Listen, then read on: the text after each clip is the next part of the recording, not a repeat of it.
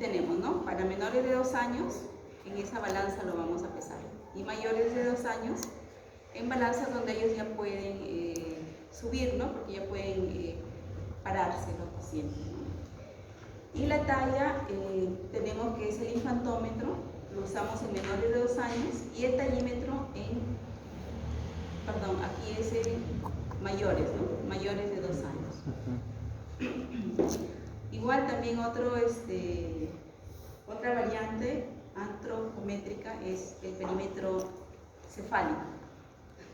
Hay un error porque la verdad que como no tengo tiempo, es mi hija la que me ayuda a hacer las diapositivas. Hay otro error, es perímetro cefálico.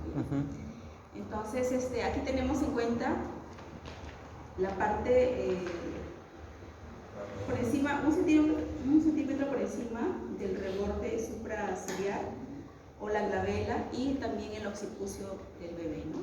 Entonces, tenemos en cuenta esos puntos de referencia para poder medir el perímetro cefálico. Siguiente. La vez anterior les hablé de algunas fórmulas para calcular el peso esperado en los niños, ¿no? Lo ideal, obviamente, es pesarlos y medirlos nosotros, ¿no? Pero en algunas ocasiones, por ejemplo, si nos llega un paciente en mal estado, un paciente con una insuficiencia respiratoria severa, ¿qué hacemos en ese momento? No vamos a acudir a pesarlos, ¿no? Entonces, para eso tenemos esas fórmulas para calcular el peso esperado. No sé si recuerdan la vez anterior, la fórmula que les expliqué. ¿Cómo era? Sí. ¿Recuerdan la fórmula? ¿Cómo era? Ya, entonces vamos a ver un pacientito que pese, un paciente de 4 meses de edad, usando la fórmula anterior, que es edad en meses por 0.5 más 4.5.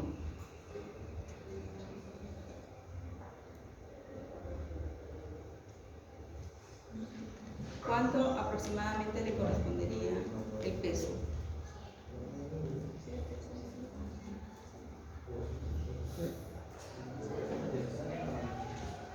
Es un paciente que tiene 4 meses de edad. ¿Cuánto le corresponde según la fórmula anterior? 6,5. 6,5, ¿no? Ahora utilicen la misma fórmula que está acá, que es edad en meses más 9 entre 2, en el mismo paciente que tiene 4 meses de edad. 6,5. Le sale igual, ¿no? Entonces, hay diferentes fórmulas, pero la edad es, en algunos sí es igual, en otros sí se aproxima. Igual, para 2 años a 6 años tenemos edad en años por 2 más 8.5, y de 7 a 15 años edad en años por 3 más 3. ¿Sí quedó claro, no?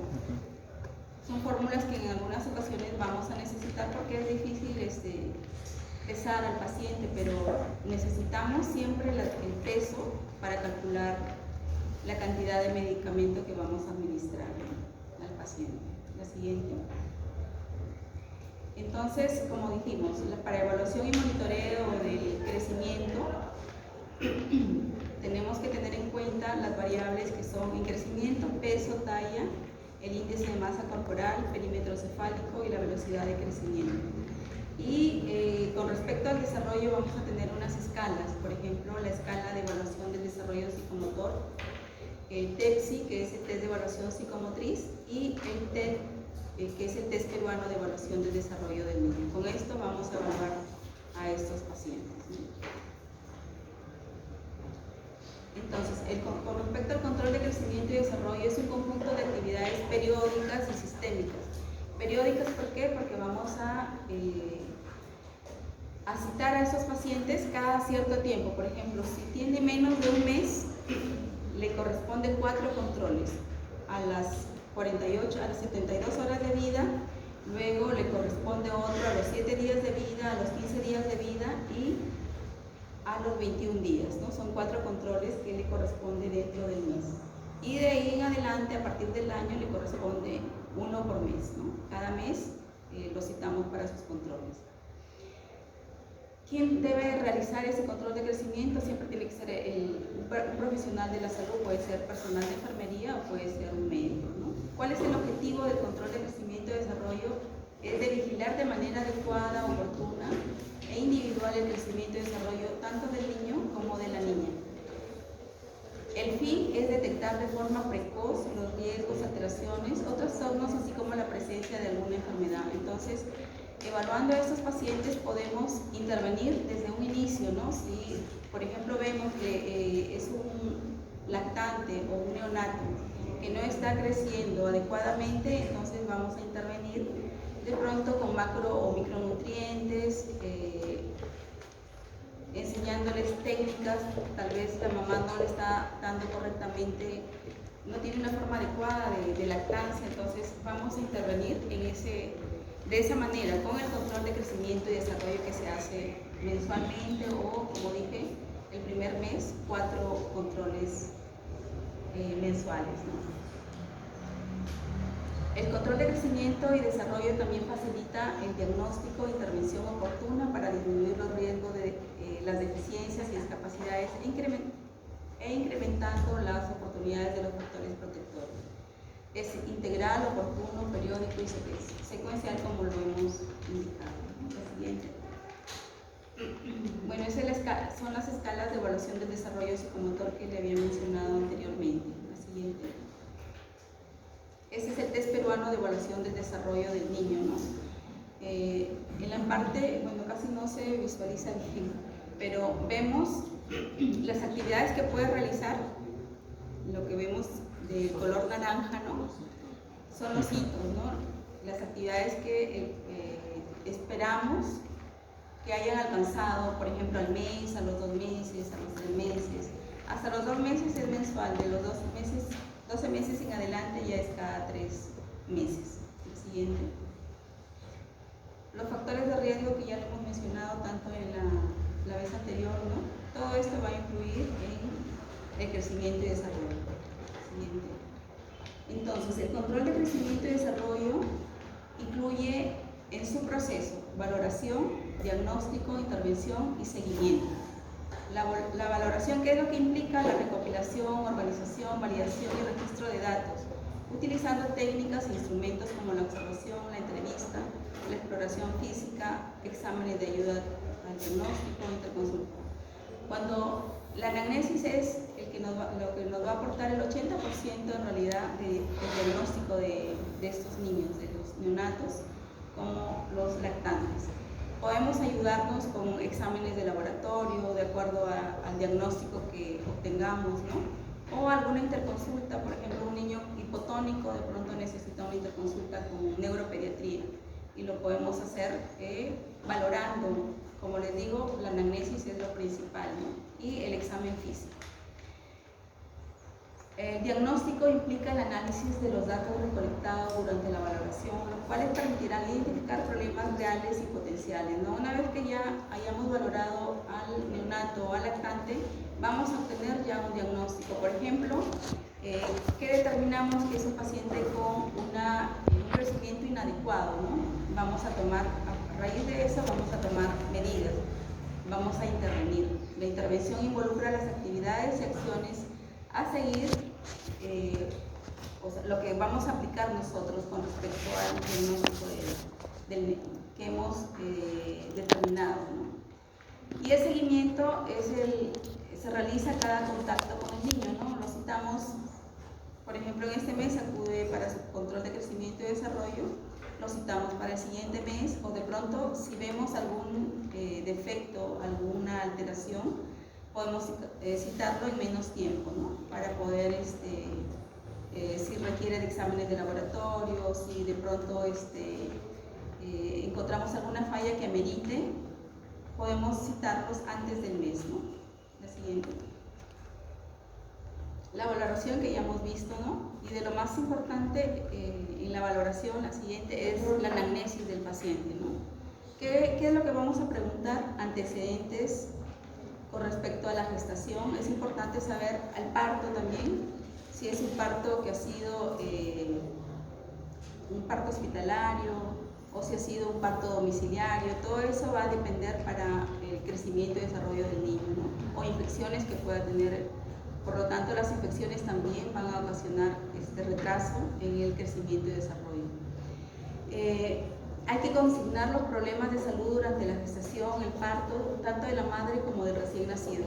Infecciones, por ejemplo, es importante preguntarle a la gestante acerca de infecciones que ha tenido, una infección urinaria, si ha sido en el primer trimestre, en el segundo, en el tercer trimestre, si recibió tratamiento, ¿no? Porque de esto va a depender que ese niño pueda, al nacimiento, pueda tener un cuadro infeccioso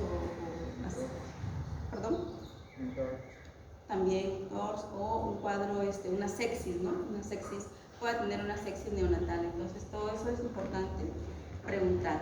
Hay que preguntarle también a la mamá si es que le han realizado un tamizaje. El tamizaje neonatal, que incluye el tamizaje de la tiroides, de la fenilcetonuria, la galactosemia también, ¿no? O una hiperplasia, como ¿quién le correspondía? ¿Quién evaluó al paciente con hiperplasia suprarrenal? Entonces también el tamizaje neonatal incluye el tamizaje de hiperplasia suprarrenal.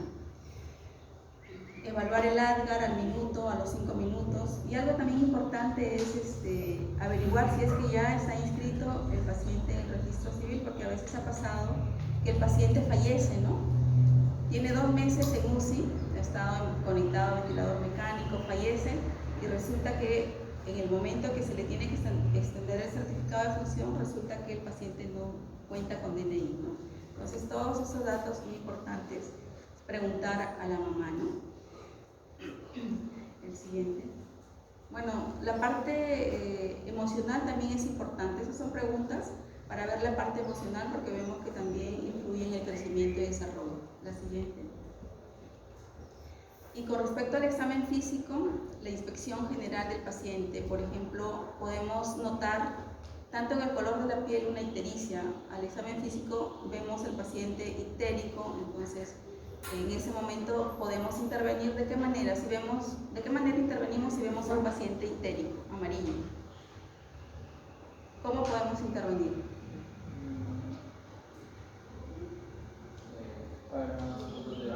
Para la fototerapia, ¿no? Si vemos un paciente que es ictérico, dependiendo, que ya vamos a ver más adelante en unas escalas, vamos a intervenir refiriéndolo, ¿no? Si es que, por ejemplo, ustedes están en un centro de salud y no cuentan con fototerapia, ustedes van a referirlo a un hospital. También es importante ver si el paciente tiene polidactilia o sindactilia, ¿no? En estos casos, cuando el paciente tiene polidactilia o sindactilia, no solo debemos pensar ya en un síndrome dismórfico en el paciente. O sea, tenemos que buscar otras causas o otras malformaciones congénitas. Es necesario, por ejemplo, hacerle una ecografía de abdomen para ver alguna malformación congénita, ya sea renal o de algún otro órgano, ¿no? En caso de que veamos a un paciente con polidactilia o sindactilia, no solo nos quedemos ahí, bueno, ¿no? Más adelante de pronto una cirugía para corregirlo, no, sino que debemos buscar otros síndromes, ¿no? Otras causas que puedan haber generado esa polidactilia, otras malformaciones congénitas. También debemos evaluar el tono y postura, ¿no? Descartar hipotonía o hipertonía, descartar asimetrías evidentes en rostro, en miembros inferiores, por ejemplo, en caso de displasias, ¿no? Entonces, la siguiente. Como les decía, es importante evaluar el color de la piel, ¿no? Puede ser una ictericia o puede estar rubicundo, pletórico el paciente, o pálido, ¿no? Descartar una anemia.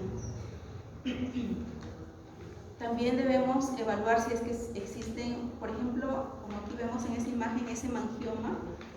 Es importante ver la localización de los hemangiomas. Cuando están cerca los órganos, por ejemplo, en este caso está cerca el ojo, si es un hemangioma que debemos hacer un seguimiento y derivarlo al dermatólogo. O si está cerca nariz o si está en cara y es extenso, en esos casos sí debemos derivarlos, ¿no? Pero si se trata de un hemangioma plano, de localización, por ejemplo, en miembro inferior, ¿no? Y es plano, es pequeño, menos de 5 milímetros, entonces esos hemangiomas no es necesario hacerles un seguimiento ni un estudio, pero sí nosotros vamos evaluando, ¿no? Si crece o si crece rápidamente, entonces un hemangioma que era pequeño, plano, igual, ¿no? Debemos derivar al dermatólogo. También las manchas color café nos pueden indicar, pero ¿saben cuándo esas manchas color café con leche nos pueden significar que se trata de alguna patología o alguna enfermedad? Porque bueno, si son 2, 3, no hay problema, ¿no? Pero si supera un límite, sí, ahí sí debemos pensar, por ejemplo, en una neurofibromatosis, ¿no? Que es una de las causas que más ocasiona, o patologías que más cursa con manchas color café con leche. Mayor a 5 y mayor más a de 2 centímetros. Sí, mayor a 6, ¿no? Entonces, pero bueno, es relativo, hay días que dicen menos. La siguiente. Y esa es la escala que les decía, ¿no? Una escala, de pronto si ustedes están en un centro de salud o están haciendo el serum, y en el serum su centro de salud no cuenta con exámenes de laboratorio, ¿no? Entonces esta escala de ictericia de Kramer, que es clínica, con eso nos podemos guiar para poder determinar si el paciente requiere o no de fototerapia. Por ejemplo, en esta escala de ictericia de Kramer lo divide en zonas, ¿no? La primera zona es la que va de cabeza a cuello, ¿no? ¿Y cuánto más o menos, qué porcentaje de bilirrubina se ha elevado? En este caso es de 6 miligramos, ¿no? Por decilitro. Cuando va de cuello hasta el ombligo, esa es la zona 2. El porcentaje de bilirrubina que estimamos es de 9 miligramos por decilitro. O cuando la ictericia va, por ejemplo, si está en las plantas, ¿cuánto le corresponde? O en las palmas, ¿no? De bilirrubina al paciente. Ya tenemos con esto, con esa escala de Kramer, una idea de cuánto más o menos o qué porcentaje de bilirrubina se ha elevado en el paciente. Entonces la zona 1 es la, como les dije, de cabeza a cuello, la zona 2 hasta el ombligo, la zona 3 hasta las rodillas, la 4 llega hasta los tobillos y la zona 5 ya es a nivel plantar y palmar. Entonces esta escala de ictericia de Kramer va a ser de mucha ayuda para ustedes cuando estén en centros de salud que no cuenten con exámenes de laboratorio, no cuenten con un laboratorio, ¿no? Vamos a hacer algunos ejercicios con esta escala de Kramer, ¿ya? A ver. Para eso vamos a ver las curvas de Nye que está más adelante. Esas son las curvas de Nye para poder determinar si un paciente requiere de fototerapia o requiere de examinotransfusión. Volvamos a la escala de Kramer. Supongamos que el paciente, es un paciente, ¿en qué escala de Kramer quisieran? Para ver el ejemplo. ¿Cuál? Bueno, 2 probablemente no requiera, pero vamos a hacer con la escala 2, ¿no? Que es un paciente, vamos a ponerle la edad al niño y el sexo, ¿no? Es un paciente varón de 2 días de edad o un día de edad, pero ya tiene 9 miligramos por decilitro en la escala de Kramer. Entonces, hay una constante que es 17.1. Esa constante de 17.1 la vamos a multiplicar con la bilirrubina total. Supongamos que sea pues la bilirrubina total de 9, ¿no? Porque hemos elegido Kramer 2. ¿Podemos hacer un ejercicio acá? Sí. O ahí nomás. Ahí está bien, ¿no? Ya. Entonces, vamos a la siguiente. ¿Cuánto le corresponde según esa escala de Kramer, ¿no? Que tiene 9 miligramos por decilitro? ¿Cuánto le corresponde a ese paciente de bilirrubina total? Multiplicamos 9, ¿no? Si está en Kramer 2, llega hasta el ombligo y estimamos que tiene una bilirrubina de 9 miligramos. Entonces, multiplicamos 9 por 17.1 y nos da 153. Vamos a la siguiente. Ya, entonces 153. ¿Alguien puede ubicar dónde está 153?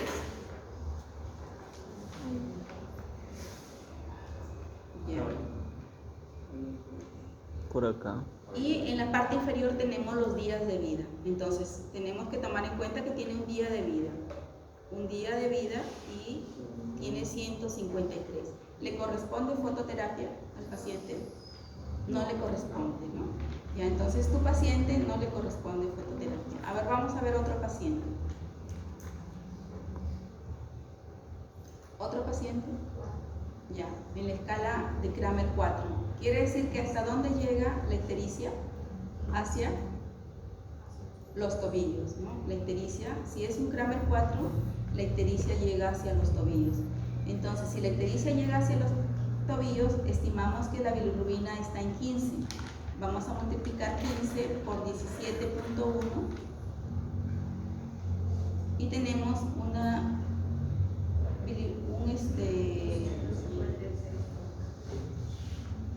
a ver la siguiente. Ya, entonces al multiplicar la bilirrubina total por el peso nos da 256 micromoles por litro. Ya, entonces vamos. ¿Y la edad del paciente? Kramer, le dijiste Kramer 4 con 5 días de vida. Buscamos abajo, en la parte inferior están los días de vida. Entonces 5 días y es un Kramer 4 con 256. Tampoco le corresponde, ¿no? Ya, vamos a ver otro paciente. Un Kramer 5. A ver, un Kramer 5. Pero que está en el tercer día de vida. A ver, vamos a multiplicar. Si es Kramer 5, se estima 18 de bilirrubina, ¿no? Por 17.1 nos da un total de 307 micromoles por litro. Vamos a buscarlo, tiene 5 días de vida, ¿verdad, no? A 3 días de vida. 3 días de vida. ¿Dónde lo ubicamos?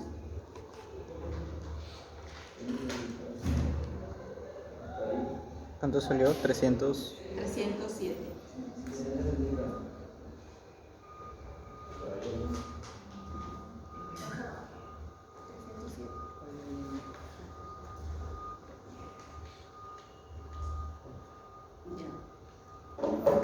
Entonces, ¿ese paciente le corresponde fototerapia? Le corresponde fototerapia, ¿no? Con las justas. Claro, está en el límite, pero de ese paciente pues tiene una ictericia que llega hacia pues, en el caso anterior que estaba en Kramer 4, que es una ictericia que no es normal, y si no le corresponde fototerapia, se asumiría que es una ictericia fisiológica. sí. Pero era Kramer 4 y no le correspondía igual, por los días de vida, ¿no? Es por los días de vida. Una ictericia de Pero sí lo hemos hecho bien el ejercicio, ¿no? Sí, estaba bien. Estaba bien, no le correspondía.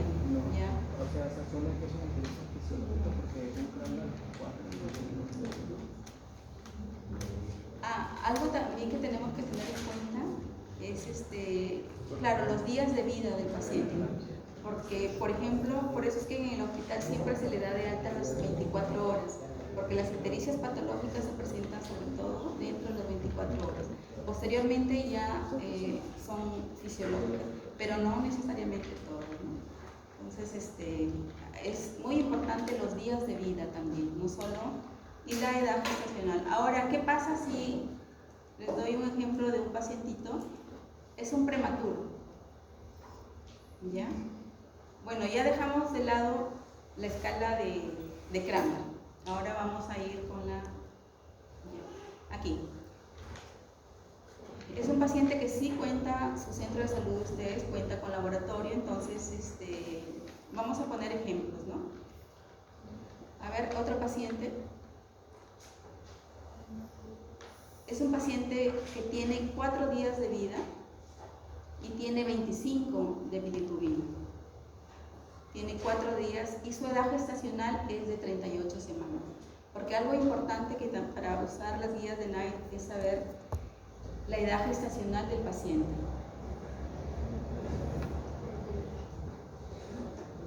¿Cuánto es la edad gestacional? La edad gestacional del paciente 38 semanas, que tiene 22, dije, ¿no? O 24. 25 de bilirrubina y está en el 4.º día.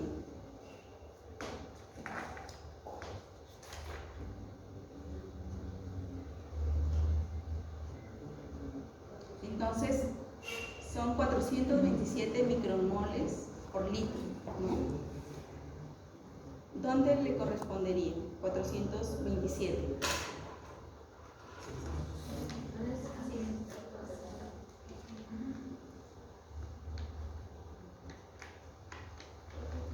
Igual en fototerapia. Pero si el mismo paciente, tiene una bilirrubina de 28, a ver,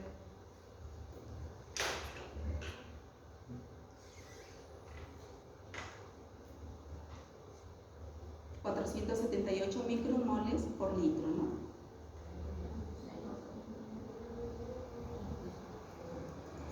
Entonces ese paciente ya no está en rango de fototerapia, ¿no? Sino está en rango de exsanguinotransfusión. Entonces, ¿cómo evolucionamos este paciente? Es un paciente, un recién nacido a término, de sexo masculino, de 38 semanas, por edad gestacional, por días de vida, está en rango de exsanguinotransfusión. A ver, ahora vamos a ver un paciente pretérmino de 36 semanas. Un paciente pretérmino de 36 semanas que está en su segundo día y tiene 10 de bilirrubina total.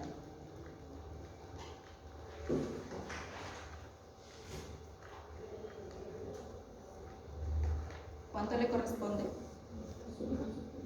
171 micromoles por litro. Multiplicamos la bilirrubina total por la constante, que es 17.1, ¿no? Entonces, bilirrubina total por constante, que es 17.1, nos va a dar un valor en micromoles por litro, y eso lo buscamos en la tabla de acuerdo a los días de vida del paciente y de acuerdo también a lo que tenemos que tener en cuenta es la edad gestacional. Entonces, ¿nos serviría esta tabla? No. Esta gráfica no nos sirve. Tenemos que buscar entonces la que corresponde a 36 semanas. Aquí debemos buscarlo, ¿no? ¿Cuántos días de nacido tiene? Es un paciente que le corresponde 171, tenía 3 días de vida, prematuro de 36 semanas. No le va a corresponder, ¿no?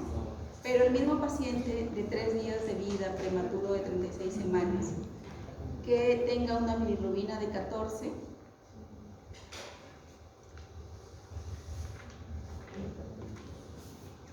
¿sí quedó claro sobre las curvas de Nahl, no? Sí, está bien.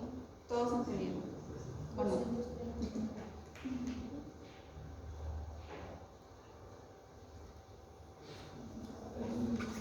¿Que le corresponde o no?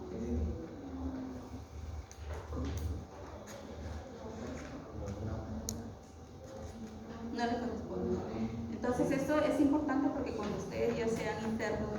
El otro año ya son internos, entonces ustedes mismos se van a encargar de indicar si es que son pacientes que requieren o no de fototerapia. Igual tenemos hasta las 24 semanas estas curvas de Nahl, pero de 38, y si el paciente tiene 40 semanas, ¿cuál utilizamos? La de 38, ¿no? Porque esa es de 38 semanas o mayor a 38 semanas. Entonces sí quedó claro.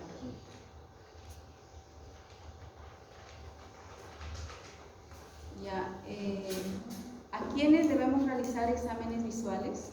Por ejemplo, pacientes con factores de riesgo, como los prematuros que hemos mencionado, el paciente de 36 semanas, ¿no?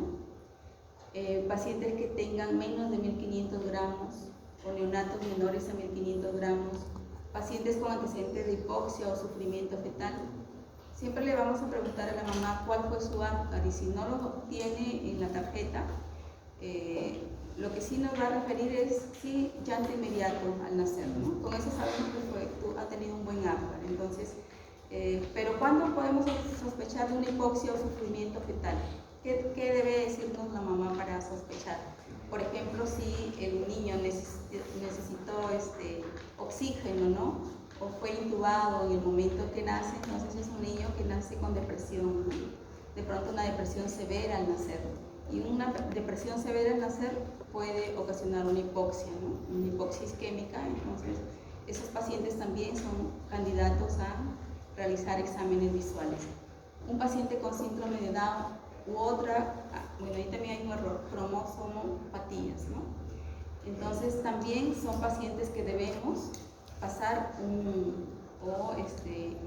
una interconsulta con oftalmología, ¿no?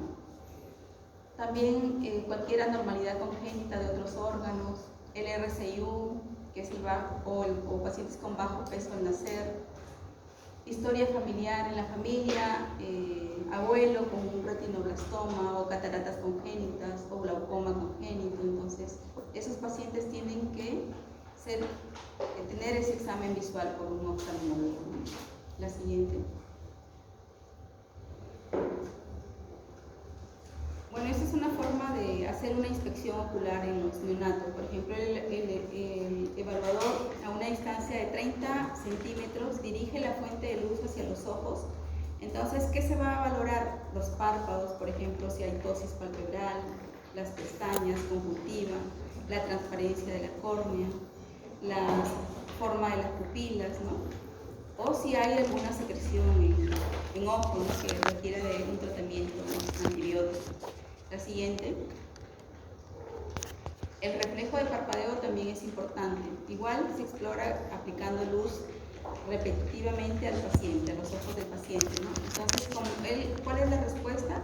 Que tiene que haber un parpadeo, porque si uno le aplica la luz, ¿no?, con una linterna a los ojos del neonato y no hay parpadeo, entonces, ¿qué implicaría la ausencia? Nos indicaría algún trastorno visual, ¿no?, del paciente. Entonces, es importante el parpadeo del neonato cuando hacemos la evaluación. El reflejo pupilar, pues la contracción de la pupila, ¿no?, que eso sí siempre deben haberlo evaluado ustedes, ¿no?, el reflejo pupilar. La siguiente. Este es un reflejo, el test de Brunner o reflejo rojo, que no sé si alguna vez sí lo han realizado. Sí, ¿no? Sí. Entonces, ¿cómo se realiza? ¿Alguien sabe cómo se realiza?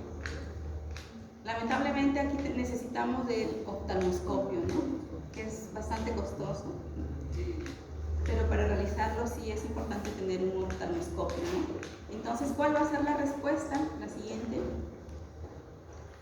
Lo normal, ¿cuál sería la respuesta normal? ¿No? El reflejo rojo en ambos, ¿no?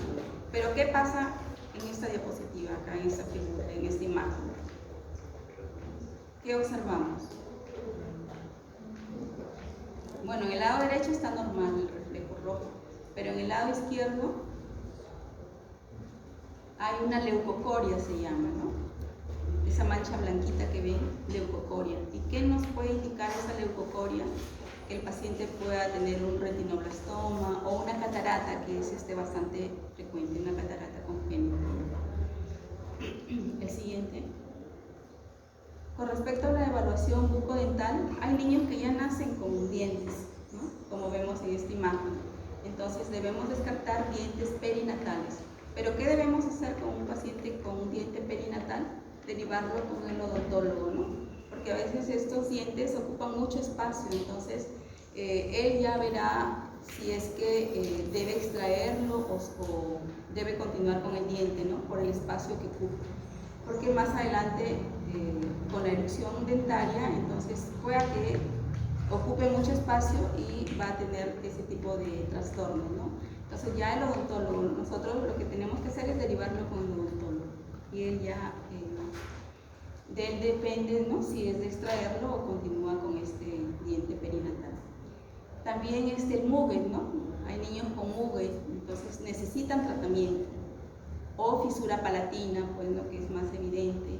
También tenemos que evaluar debajo de la lengua siempre el frenillo, ¿no?, que va a traer en adelante problemas de fonación. Hay niños que no pueden pronunciar, por ejemplo, carro, no pueden pronunciar la R, ¿no? ¿Y qué pasa? No hemos evaluado desde pequeñitos que tenían un frenillo sublingual, ¿no?, y más adelante le va a ocasionar problemas para la fonación. Siguiente. En cabeza vamos a evaluar las fontanelas. Siempre debemos evaluar fontanelas. ¿Saben dónde están las fontanelas, no? La anterior y la posterior. La anterior sí demora hasta los 18 meses, a veces en cerrar, ¿no? Pero la posterior sí cierra inmediatamente. Nace el bebé, algunos ya no está, ya está cerrado, ¿no? otros inclusive hasta el mes puede estar, pero la fontanela anterior sí hasta los 18 meses. Tenemos que ver si es que esta fontanela está bombada. ¿Qué implicaría que esta fontanela esté abombada? Una hemorragia intraventricular, por ejemplo, ¿no? Sobre todo esto en los prematuros pasa, ¿no? Las hemorragias intraventriculares. ¿Qué más podría ser? Una meningoencefalitis, ¿no? Podría cruzar con una fontanela bombada. O en todo caso, al revés, ¿no? Que no esté bombada, sino esté deprimida la fontanela. Entonces, si está deprimida, ¿qué podríamos sospechar de ese paciente? Una deshidratación. Ya. En la siguiente imagen tenemos a ver ustedes qué diagnóstico sería, ¿no? Ese es un cefalohematoma, ¿no? Una de las características del cefalohematoma es que no invade las suturas, ¿no? Es más localizado, como vemos. En cambio, el caput sucedáneo sí invade más suturas, ¿no? La anterior. Otra de las características del cefalohematoma es que sus bordes son más regulares a diferencia del caput, ¿no? El caput es de bordes más irregulares, aparte que abarca, como le dije, más suturas, ¿no? La siguiente.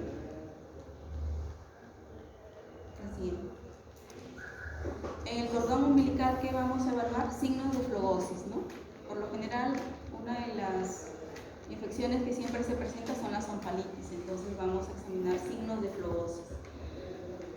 El eritema, mal olor de pronto, secreción purulenta del cordón. En abdomen, bueno, las visceromelalias, ¿no? O también las hernias. Hay pacientes que, por ejemplo, por diástasis de los rectos, presentan hernias epigásticas, ¿no? Entonces hay que evaluar hernias. Y en las extremidades, si es que hay también fuerza o simetría en las extremidades, ¿no? Por ejemplo, extremidades que no son asimétricas podríamos sospechar de una displasia congénita de cadera. Entonces hay que evaluar la fuerza y postura también, ¿no? La siguiente. En columna tenemos que evaluar de pronto manchas, hemangiomas, las fositas, ¿no? En esa zona y como ahí vemos en esta imagen la presencia de la fosita pilonidal. ¿Qué nos indicaría esta fosita? Esto no es normal encontrar en un neonato, ¿no? A la evaluación, cuando estamos observando la parte posterior y vemos esta fosita pilonidal, nos tiene que, tenemos que pensar mal. ¿Qué podemos sospechar de un paciente que observamos una fosita pilonidal? ¿Qué patología? ¿Y qué examen cómo debemos intervenir aquí? Pidiéndole una ecografía de columna lumbar, ¿no? ¿Para qué? Sospechando en qué? Una espina bífida oculta, ¿no? Porque, bueno, cuando ya hay un meningocele o mielomeningocele ya es más evidente, ¿no? En tórax, pues, sobre todo cuando se trata de partos expulsivos prolongados, a veces sí pasa de que hay fractura de clavícula, ¿no? Entonces el paciente se va a quejar de dolor. O también, si ya ha pasado varios días, de todas maneras debemos buscar el callo óseo, ¿no? Presencia de un callo óseo que nos indicaría que ese paciente ha tenido una fractura. Y más si la mamá nos dice que ha tenido un llanto inconsolable de los primeros días, ¿no? Entonces pensamos en que ese paciente ha tenido una fractura y encontramos pues un callo óseo. Adjuntación. Los primeros días, cuando se hace la atención inmediata del recién nacido, es algo que se hace inmediatamente y es rápido, ¿no? Entonces se nos puede pasar por ahí un soplo. Entonces en las consultas posteriores tenemos que adjuntar los soplos, ¿no? Una cardiopatía congénita en estos niños. O también la adjuntación pulmonar, ¿no? Ver cómo están sus ruidos pulmonares, si hay algún ruido agregado. Y la evaluación ortopédica, la displasia congénita de cadera. Bueno, aquí en esta imagen vemos algunos signos, ¿no? que nos pueden indicar, aparte del signo de ortolán y de Barlow, ustedes lo conocen, ¿no? O la limitación de la reducción. También podemos observar, por ejemplo, ¿qué ven en esta imagen? ¿Qué les llama la atención?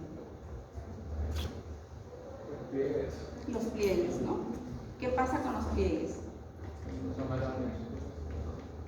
No coinciden en ambos, ¿no? Extremidades. Entonces, eso no es patognomónico, pero también tenemos que tenerlo en cuenta. O sea, no todo paciente que no haya, o los pliegues, uno esté por encima del otro, nos va a indicar que tenga displasia de cadera, pero sí esto sumado a otros signos, lo tenemos que tener en cuenta para poder determinar si hay una displasia congénita de cadera. ¿Y qué más observamos en este pacientito?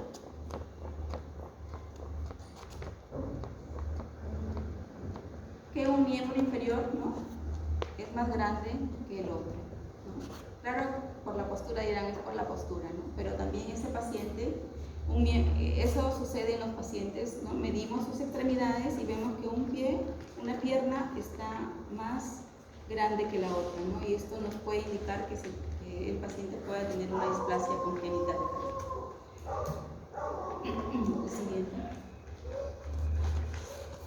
El ano imperforado, ¿no? Ha pasado mucho en los hospitales que niños con 4 días de vida y no se ha diagnosticado un ano imperforado. Para eso podemos colocar una sonda, ¿no?, en el ano y eso se hace en la atención inmediata de recién nacido. Pero de pronto que se les escapó hacerlo igual más adelante, debemos siempre examinar esa zona, ¿no? Si acude a la consulta a los 2 días, por eso a los 2 días de vida tiene que ser reevaluado. Entonces no puede pasar que a los 2 días de vida es un paciente con ano imperforado y no lo hayamos diagnosticado, ¿no? También algo que es frecuente es la criptorquidia, que anteriormente, ¿no?, se denominaba, o testículo no descendido, ¿no? Tenemos que buscar en ambas bolsas escrotales la presencia de los testículos, ¿no? El lado derecho y el lado izquierdo. Tienen que estar los testículos en ambas bolsas escrotales. O hernias, o como ven ahí, ¿no?, la presencia de, ¿qué sería esa imagen anaranjada? Un hidrocele, ¿no?, que con transiluminación podemos descartar o es un hidrocele o es una hernia, ¿no?, que presenta el paciente. También hipospadia. ¿Saben qué es hipospadia? Cuando el orificio del meato urinario está, ¿dónde? En la parte inferior, ¿no? O al revés, ¿no?, cuando es una epispadia, ¿no? La siguiente.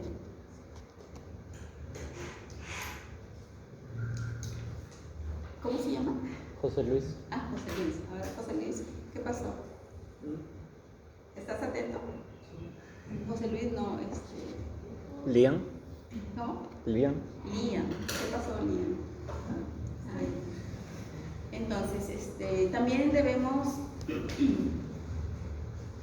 evaluar la función auditiva, ¿no? Existen muchos factores de riesgo para hipoacusia. La hipoacusia es un poquito más difícil de poderlo diagnosticar en los bebés, ¿no? Sin embargo, con métodos sencillos podemos determinar si es que el paciente escucha o no escucha, ¿no? Colocándole sonidos en ambos oídos, derecho, izquierdo. Entonces, todas estas son causas de hipoacusia, ¿no?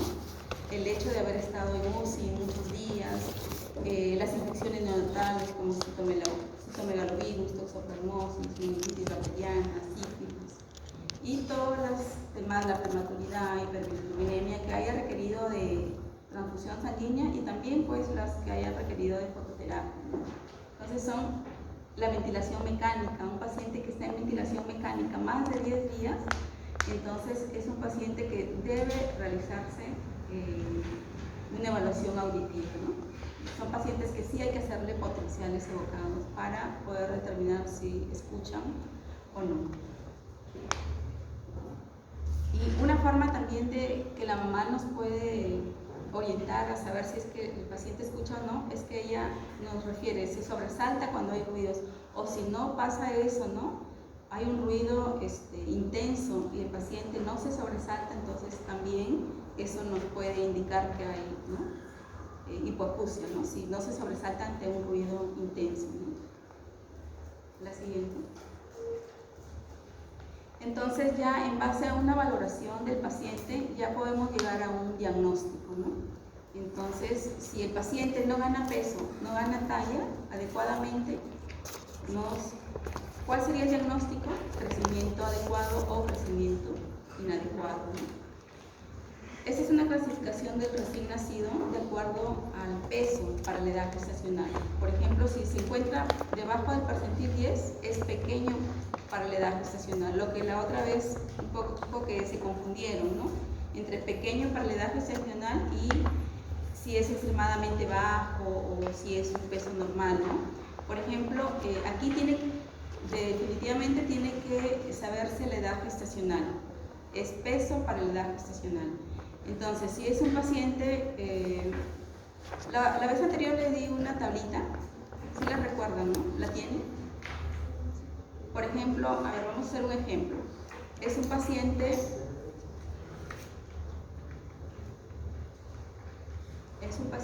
a ver qué edad le colocamos, qué edad gestacional, de 35 semanas. Esa es la edad gestacional. ¿Le puedes pasar le puedes pasar, ¿no? La tablita, ¿no? No sé si ella la tiene.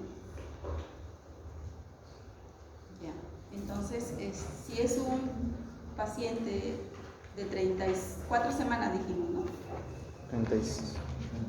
35. 35 semanas, que nace con 1200 gramos, ¿cuál sería el diagnóstico para ese paciente? De acuerdo al peso para la edad gestacional, porque es distinto el peso al nacer, ¿no?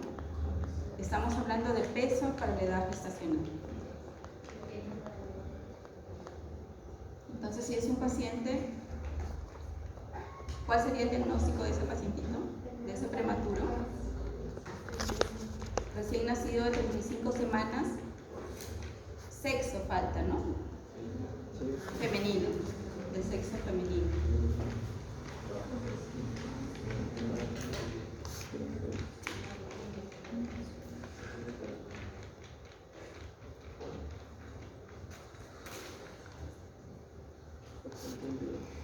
Está en el percentil 10, exacto, o por debajo. Por debajo. Debajo del percentil 10.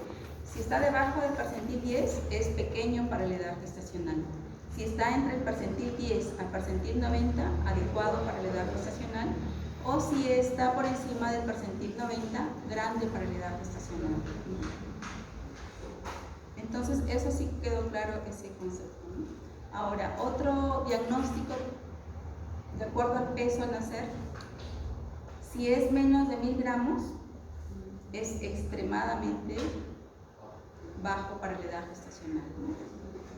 Si pesa de 1000 a 1499, muy bajo peso al nacer. De 1500 a 2499, bajo peso al nacer. De 2500 a 4000 es normal, pero si pesa más de 4000, ¿cuál sería el diagnóstico? ¿Grande para la edad gestacional? No, ¿verdad? Porque estamos hablando de acuerdo al peso. Sería macrosoma, ¿no? La siguiente.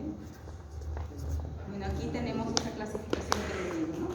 Entonces, debajo de 1000 será extremo bajo peso al nacer. Extremo bajo peso. De 1000 a 1500 o 1499, como decía, ¿no? Muy bajo peso al nacer. Bajo peso al nacer, ¿de dónde a dónde sería?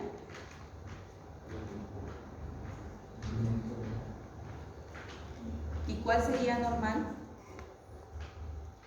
De 2500 ¿a cuánto? A 4000, ¿no? Sería normal. Y de 4000 en adelante ya es macrosoma. Y también, bueno, el pretérmino, que es hasta las 36 semanas, de 37 en adelante ya es a término. ¿Y cuándo sería post-término? Por eso. Más de 42. La siguiente. Y bueno, de acuerdo a la edad gestacional, ¿no? Que es diferente, de acuerdo al peso al nacer, que de acuerdo al peso para la edad gestacional, ¿no? Entonces, pequeño para la edad gestacional por debajo del percentil 10, entre el percentil 10 y 90 sería adecuado para la edad gestacional, y grande para la edad gestacional si está por encima del percentil 90, ¿no? La siguiente. Bueno, esta tablita es una tabla importante para que más adelante vamos a hacer otros ejercicios, ¿no? Y por ejemplo, vemos de 0 a 3 meses, ¿cuál es el incremento por mes de un paciente, ¿no? 4 centímetros, de 4 a 6 meses, 2 centímetros, de 7 a 2 meses, 1 centímetro por mes. Eso es con respecto a cómo va creciendo el paciente, ¿no? O el neonato o luego ya el lactante. ¿Y cuántos gramos por día? De 0 a 3 meses, un aproximado desde 20 a 40 es normal, ¿no? 20 a 40 gramos por día. O sea que por mes aumenta de 1000 a 1200 gramos. Entonces, esos valores son importantes para tenerlos en cuenta, ¿no? Y más adelante vamos a ver unas tablas que los vamos a emplear. Lo mismo, ¿no? La clasificación del estado nutricional según, de recién nacido, ¿no? Si es por debajo del percentil 10, etc. La siguiente. Ahora, como les dije, no todo recién nacido tiene que recibir 4 controles a las 48 horas del alta y luego a los 7, 14, 21 días de vida, ¿no? Pero ya de 12 meses en adelante los controles son mensuales, una vez por mes. Y a partir de los 2 años, los controles ya son cada 2 meses. A partir de los 3 años son cada 3 meses. Bueno, en el prematuro va a ser diferente, ¿no? Como podemos observar. Son más frecuentes los controles. La siguiente. Entonces, algo también importante que debemos saber es que en la primera semana hay una pérdida de peso que es fisiológica, ¿no? ¿Hasta cuánto se considera fisiológica? Hasta el 10%, ¿no? Pero si llega a la consulta un paciente con una pérdida mayor de 10%, de 15% o 20%, entonces ese paciente, ¿qué nos indicaría? Una deshidratación, ¿no? Entonces es importante saber que solo hay una pérdida de peso, pero hasta el 10%. ¿Y cuándo empieza a recuperarse? ¿A los cuántos días? Entre los 7 a 10 días ya empieza a recuperarse, ¿no?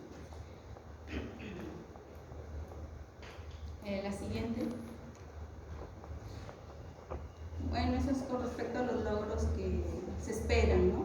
Con respecto al área motora, comunicación, al área cognitiva, socioemocional, ¿no? La siguiente. Y esas son las banderas que denominamos banderas rojas, ¿no? Si el incremento ponderal es menor de 20 gramos al día, entonces nos indica que el paciente, ¿qué nos indicaría? ¿O de qué manera debemos intervenir, ¿no? Entonces, si un paciente, por ejemplo, a ver, ¿cómo hacemos un ejercicio para ver cuánto es el incremento ponderal en 7 días del paciente?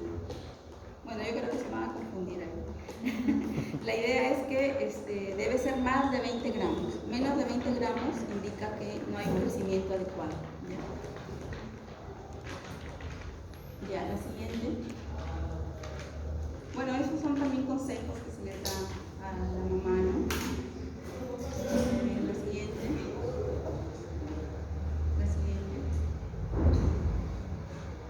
Aquí un poquito en anterior, lo que les decía, ¿no? Por ejemplo, en los hemangiomas, de acuerdo a qué tamaño debemos tener en cuenta o a la localización, ¿no? La siguiente.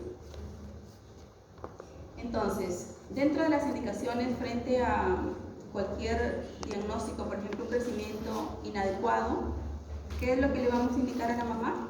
Lactancia materna exclusiva a libre demanda.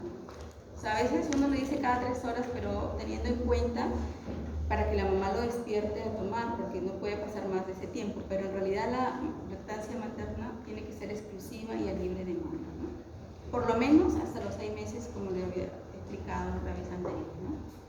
Y hay que amamantarlos cuando el niño lo requiera, ¿no? Siempre que el niño lo requiera, o bueno, aquí también cuando indica que cuando las mamas estén llenas o tensas, también debemos darles su lactancia materna. La siguiente.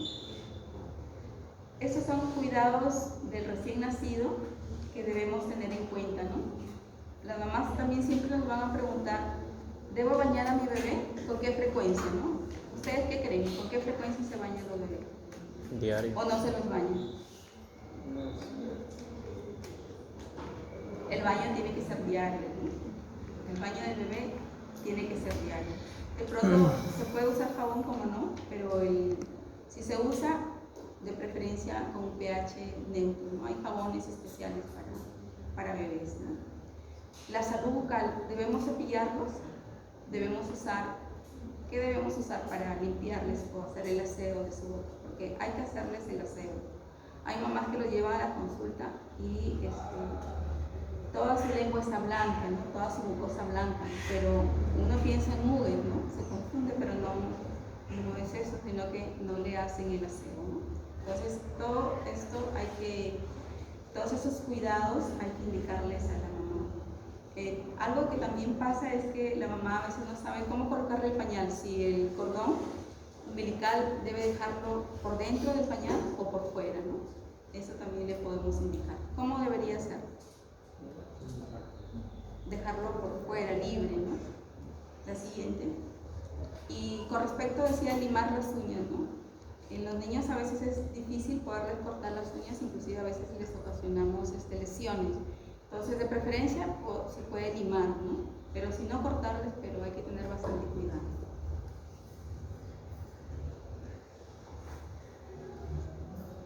A la emergencia a veces nos llegan pacientes sin antecedentes, o sea, pacientes que no han tenido ningún antecedente, ninguna enfermedad, sin antecedentes previos, ¿no?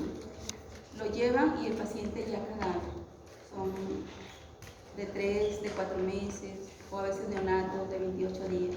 Entonces, sí suele pasar en esos niños este diagnóstico que es de muerte súbita en el bebé, ¿no? Entonces, hay niveles, como este nivel de evidencia de alta calidad, que se les debe indicar para evitar esta muerte súbita que suele pasar en los niños, ¿no? Como indicarles que deben de dormir de espalda, o sea, no boca, también es otra pregunta, ¿debe dormir boca abajo o boca arriba, ¿no? Entonces, boca arriba por lo menos hasta los 6 meses, ¿no? La superficie tiene que ser una superficie firme, ¿no? Si va a descansar en la misma habitación de los padres, puede hacerlo, es lo ideal, ¿no?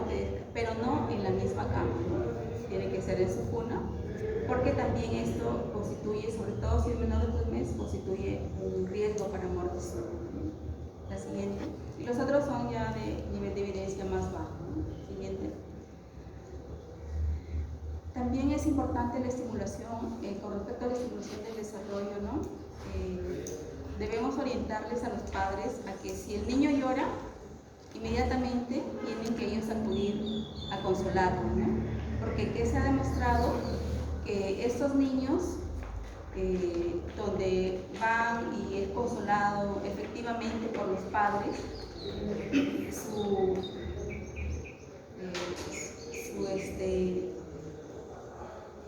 o en todo caso aprenden a manejar mejor sus emociones que los niños que no pasa esto, ¿no?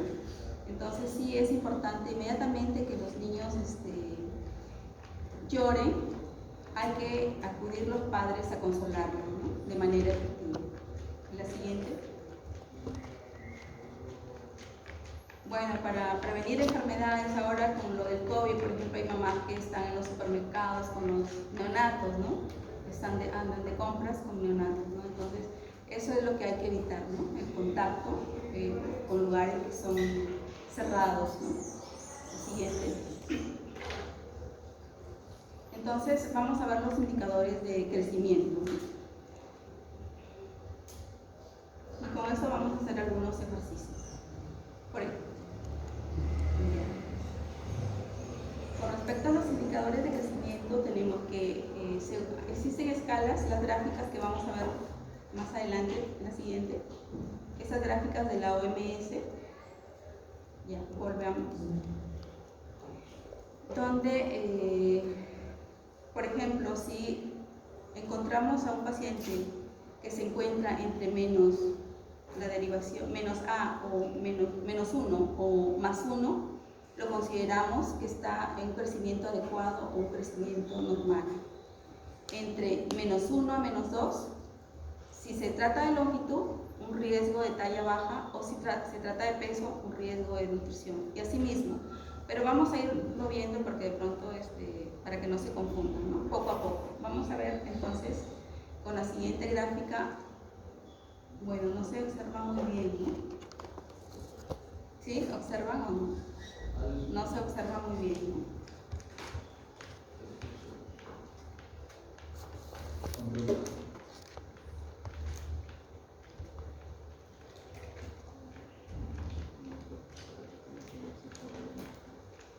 No se puede poner así.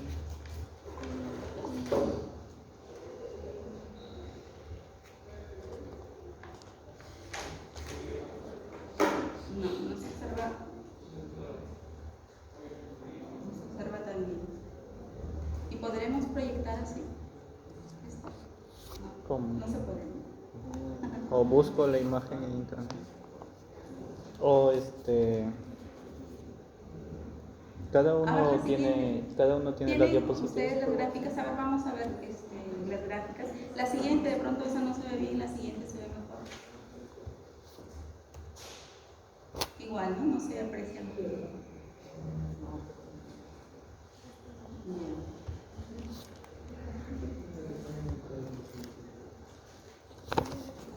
Ay, qué pena, ¿no? Pero todos tienen las gráficas ahí, ¿no? Ya, entonces vamos a buscarlas.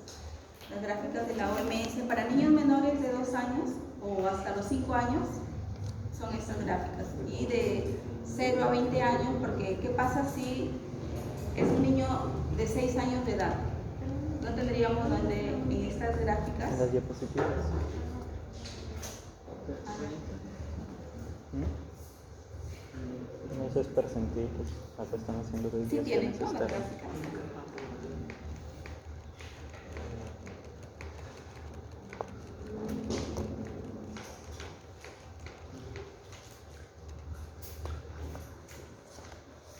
En ninguna se observa bien.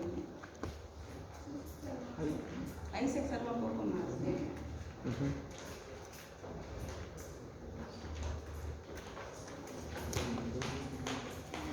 Ya, entonces, bueno, es una paciente que tiene 2 meses de edad y que pesa 4.5 kilos.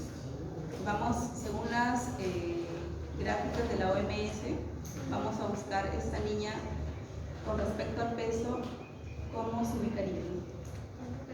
¿Cuánto pesa, doctora? 4.5 y es de 2 meses de vida. 2 meses de edad.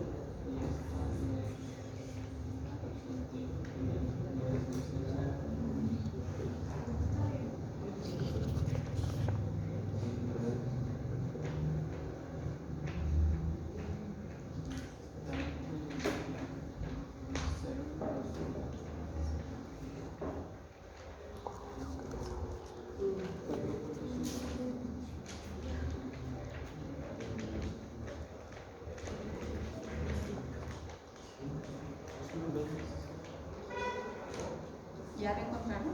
Entonces tiene 2 meses de edad, ¿no? Y pesa 4.5 kilos.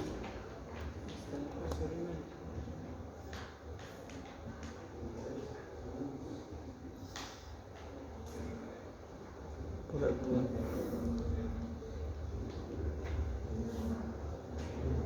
Está entre 0 y -2.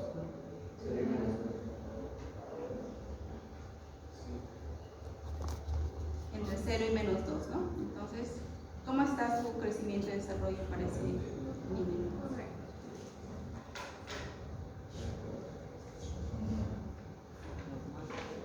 Ve en la anterior.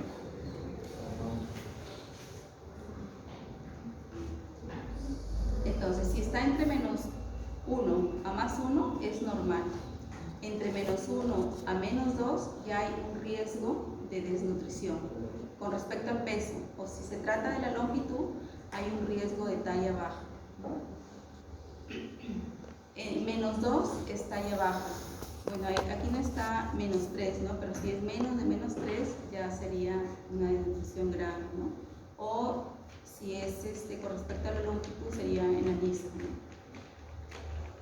Ya, entonces, ¿cómo estaba el paciente?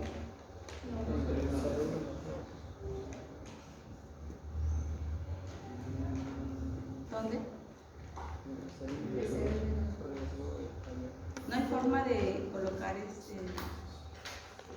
Por acá. el problema es que no se ve.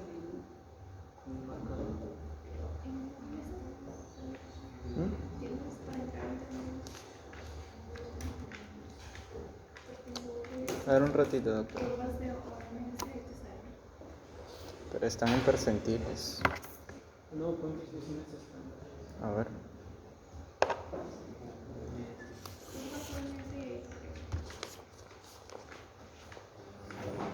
A ver si mejor hay que buscar que no se observe, lamentablemente no se observa.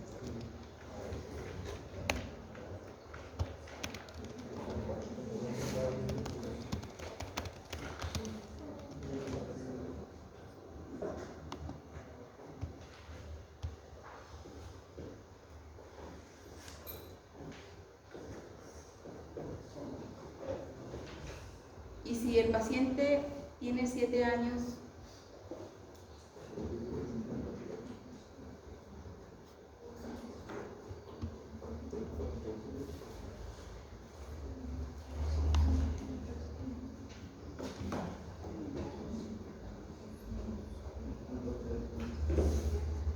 ahí usamos otras gráficas, ¿no? Si tiene más, o sea, de 0 a 20, perdón, de 2 a 20 años usamos la de TCS, ¿no?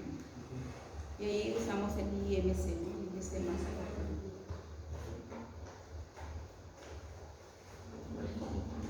Ahí sí se observa, ¿no?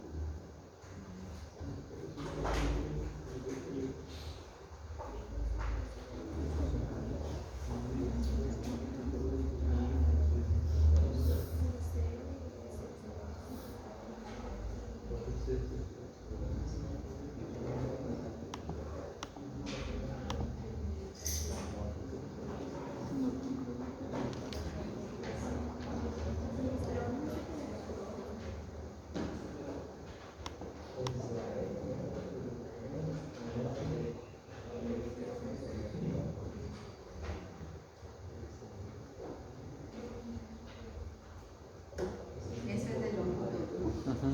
La de peso. Entonces estábamos en peso, ¿no? Vamos a hacer otro ejercicio ahora que sí se aprecia bien. Es una paciente de sexo femenino de 6 meses de edad que pesa 2.5 kilos.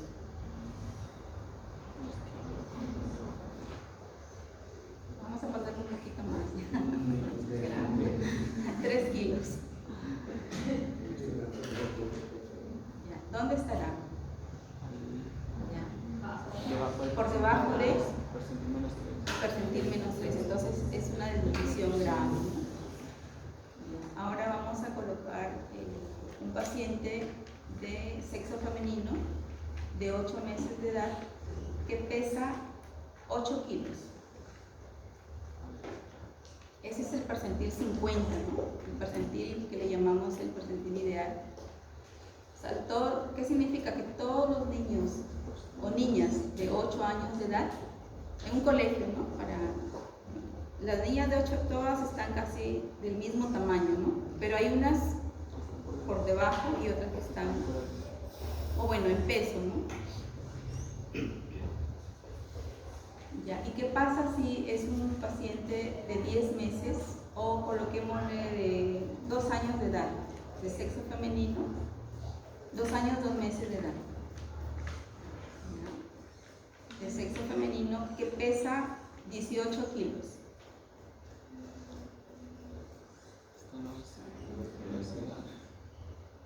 Y está en obesidad, ¿no?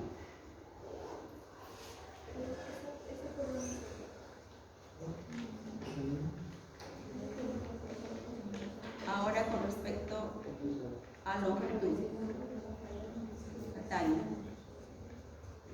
En varones. Vamos a ponerle los extremos. Es un paciente de sexo masculino de 3 años, que es 4 meses de edad,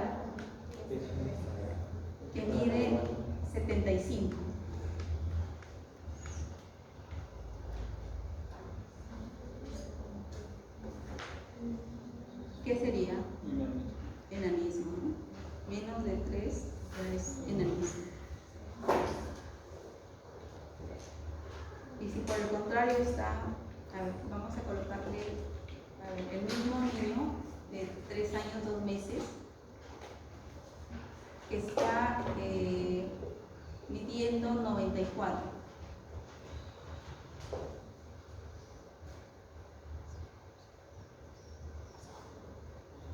Acá.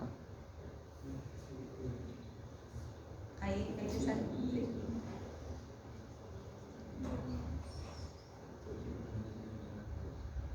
¿Cómo estaría?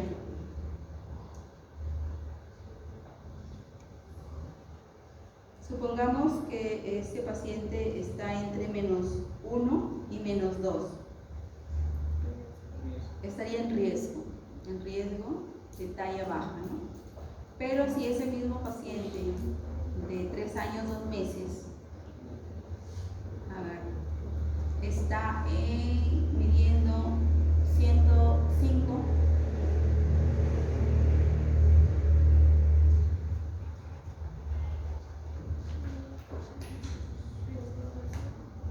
sería una talla alta, ¿no?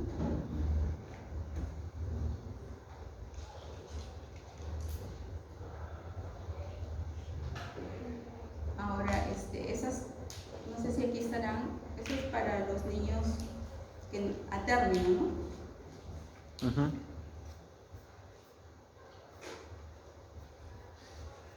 Están también las de la CDC, ¿no? Ah, no, ese es otro, ya. Y para los niños que son pretérminos sí son otras gráficas, ¿no? Entonces cuando tengamos niños pretérminos usamos la de Ahora de la CDC,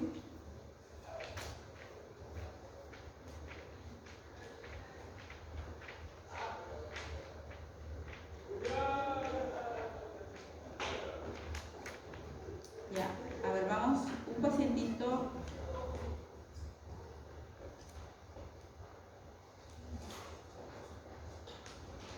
que tiene 10 años de edad y hay que sacarle, ¿qué es lo que hay que sacar en estas? El IMC, ¿no? Entonces tiene 10 años de edad y pesa 19 kilos. Es necesario saber cuánto mide, ¿no? Ujú.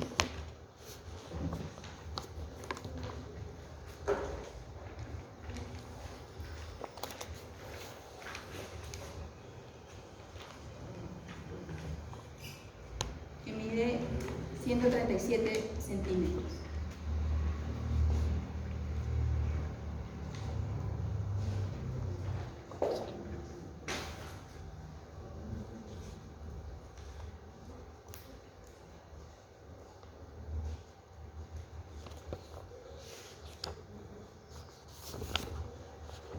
Ustedes van a resolver.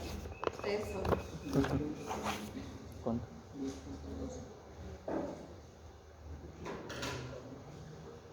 A ver, alguien que quiera hacerlo. ¿Cómo se llama? Liam. Ian. Liam. Liam, a ver, Liam va a hacer el ejercicio. Liam, como ha estado riéndose bastante toda la clase, él es el que va a explicar todo. ¿Cómo hacemos? Porque Liam parece que sí sabe, él no necesita que le expliquen.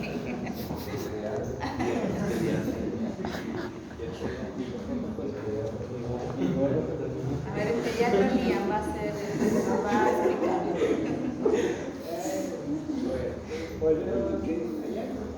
A ver.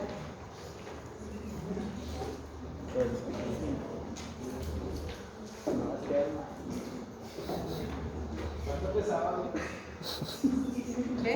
No estaba atento. 19 kilos.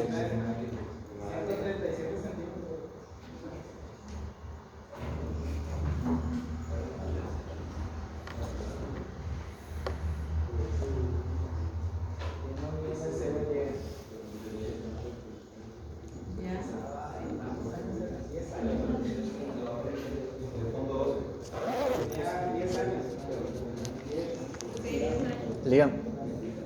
Liam.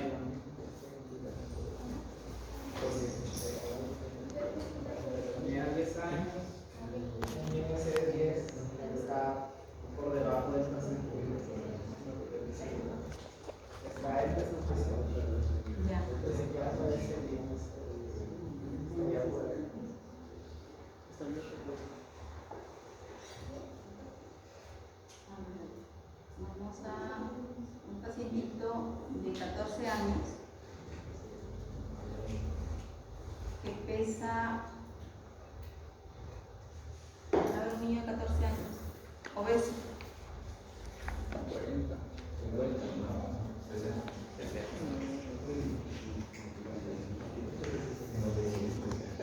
No, 52.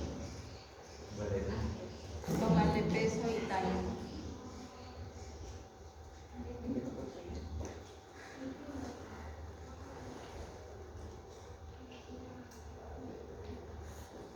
Ya mide 1,61 m.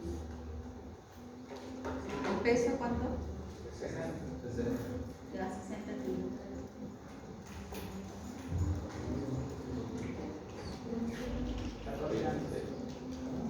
¿Cuánto le sale su IMC? Sale 23. 23.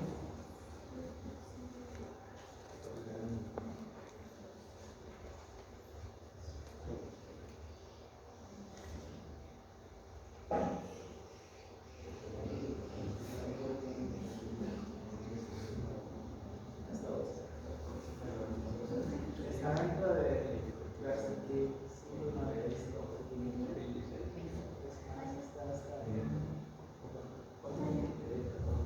Dentro del percentil, Está justo en el. 5 y 95 y bueno, para más específico en el percentil 85. justo está en el percentil 85, ¿no? Ya, ahora el mismo paciente con la misma talla, pero que pese 75.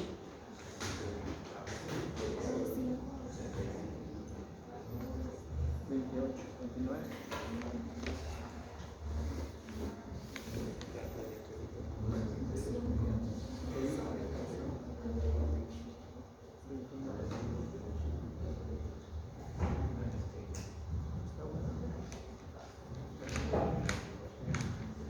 Sería 28.9 casi.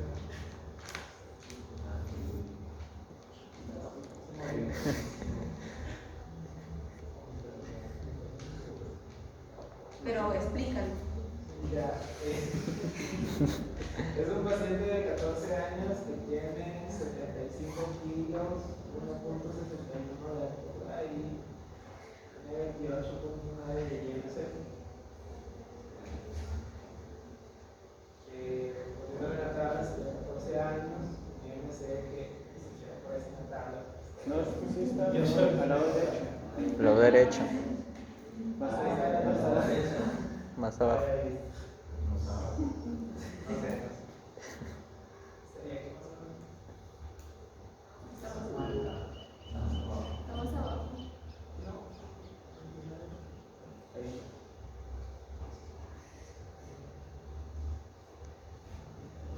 14.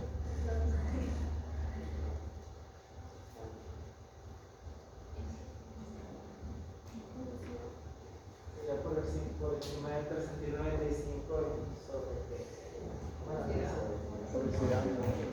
Claro, por encima del percentil 85 es sobrepeso y por encima del percentil 95 es obesidad. Entonces, ¿qué tiene ese paciente?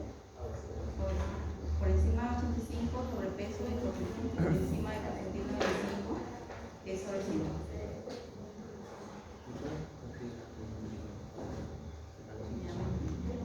Así está.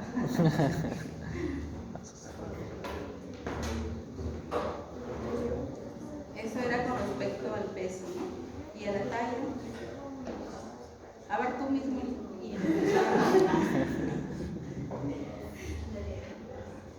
La talla, ahora con respecto a la talla.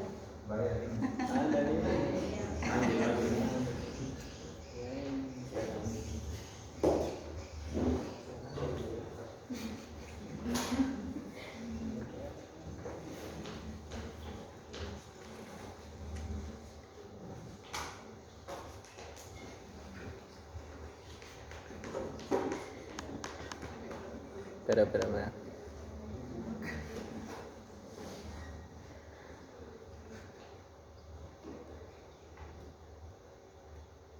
Pero de la CDC, ¿no? Es que Es de la OMS. Voy a buscarlo.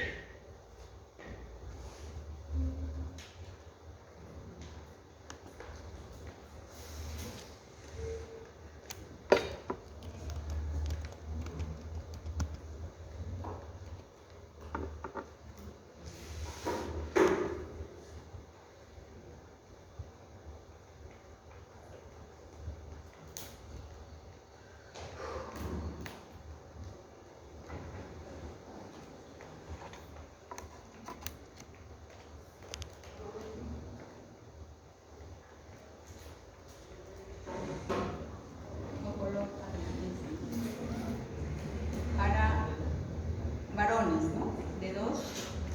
La azul es para varones y la rosadita es Ujú. para varones. A ver, una talla.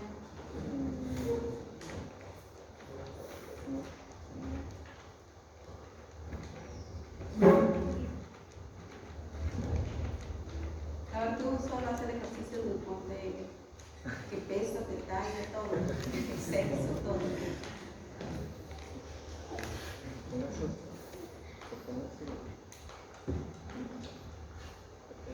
Y lo explicas. Como se estaba riendo toda la clase, entonces se lo explicas. Toda la clase. Te he visto que te has reído.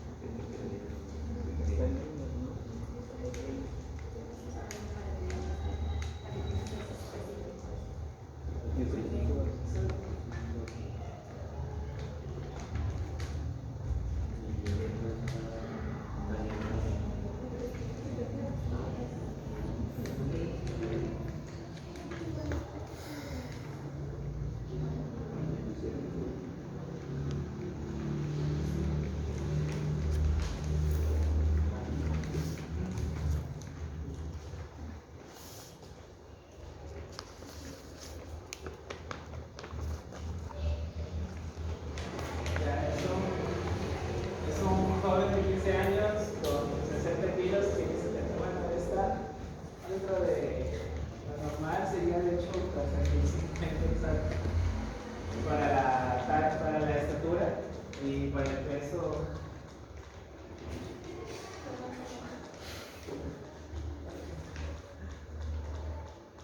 Y con respecto al peso,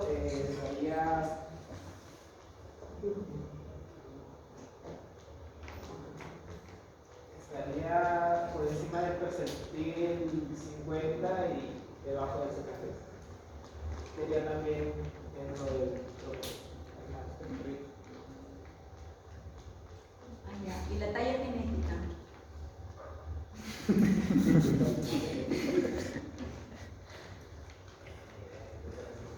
El papá mide 1,80 m y la mamá 1,70 m.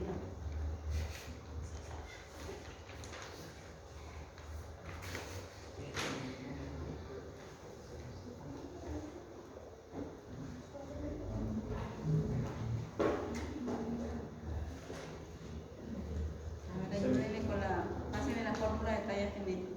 La semicima más 10.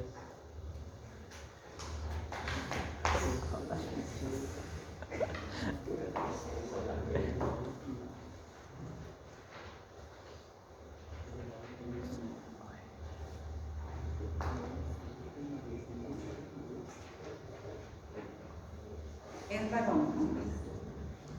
Es de sexo masculino.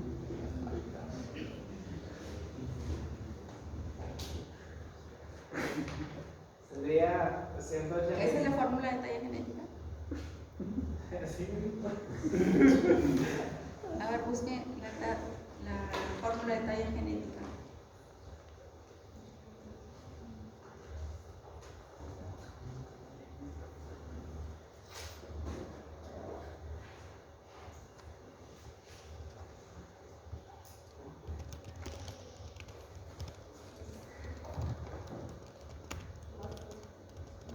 Más 13 sobre 2. Talla del padre más talla de la madre más 13 sobre 2. Sí, casi. lleva un más menos, ¿cuánto? Si es para niños es más y si es para niños es menos. No, vean bien la forma. No depende del sexo. Ahí Ahí está. Ahí está. Pero le falta a esa talla, a esa, sí, ahí le falta. Más o menos 6. A ver, si una que esté completa. No, pero es que al dividir ya sale 6. Entre dos. ¿Ya está? ¿Está completa? Sí, sí.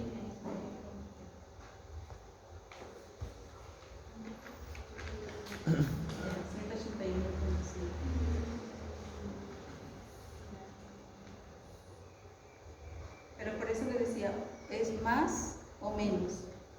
Si es varón es más. Más para los hombres y menos para En ese caso sería más, así como en eso.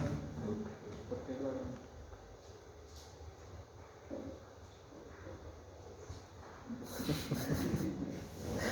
Ya, entonces, ¿cuál sería la talla genética?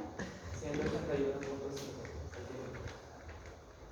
¿Y cuánto tiene el paciente? 170. O sea, que podría llegar a medir hasta 181 por talla genética del papá o la mamá. Ya.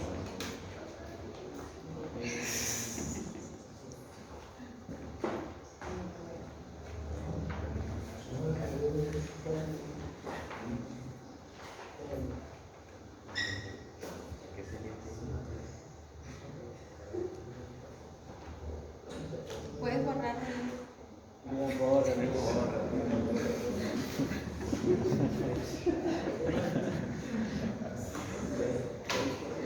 La próxima va a estar calladita, tranquilita. Es que yo siempre lo he visto que se sonríe mucho. En las prácticas también. ¿Ah? No, es verdad, no, en las clases también cuando he ido al hospital también. Solo lo veía que se reía. Entonces, ¿cuál es el crecimiento adecuado? La tendencia tiene que ser igual, ¿no? A la muestra, tiene que ser paralela, ¿no? Por ejemplo, si en este caso demuestra que hay un aumento de peso, pero que ese peso no es igual adecuado, ¿no? En el siguiente. Y todas estas nos indican que, por ejemplo, aquí no hay nada de ganancia de peso, una que está recta, ¿no? Igual acá hay una pérdida de peso, o al contrario, aquí que es demasiado aumento de peso, ¿no? Entonces, lo correcto con respecto, con respecto a un crecimiento adecuado sería que sea paralela, ¿no? A la línea de referencia, al patrón de referencia. Bueno, eso sería todo. La próxima clase espero que no se hayan estado.